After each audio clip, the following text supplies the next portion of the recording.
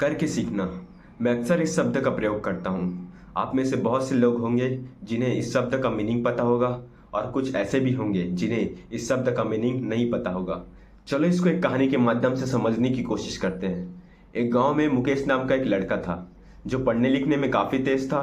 यूँ कहो कि वो अपने स्कूल का टॉपर था। उसे किताबी ज्ञान तो बहुत था, पर बात जब किसी काम को करने का होता तो उस टाइम पे वो घबरा जाता और कुछ भी नहीं कर पाता था।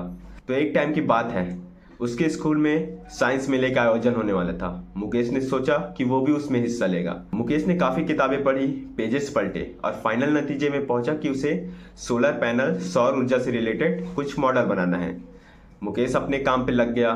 उसने काफ़ी कोशिश की, लेकिन वह काम कर ही नहीं पाता था। वो घबरा जाता था और आगे बढ़ने से पहले ही काम को छोड़ने के बारे में सोचने लग जाता था। वह चाह के भी कुछ नहीं कर पा रहा था। फिर उसका दोस्त राम मुकेश के पास गया और बोला कि क्यों ना हम दोनों मिलकर ये मॉडल कंप्लीट करें। दोनों काम पे लग गए। कभी कोई एक गलती करता तो कभी कोई दूसरा, और वो हर गलती पे कुछ न कुछ नया सीखते जाते। और अपनी गलतियों को सुधार कर उन्होंने अपना मॉडल तैयार किया और फाइनली वे साइंस मेले में हिस्सा लिए। दोस्तों, मैं ये नहीं कह रहा हूँ कि किताबी ज्ञान बेकार है। मैं तो ये कह रहा हूँ कि जो ज्ञान आप किसी काम को करके हासिल करते हो, उसे आप कभी नहीं भूल पाते। जीवन भर वो आपको याद रहता है। आप यदि कोई स्किल सीखना चाहते हो तो सिर्फ किताबें पढ़ना ही एकमात्र साधन नहीं है दोस्तों।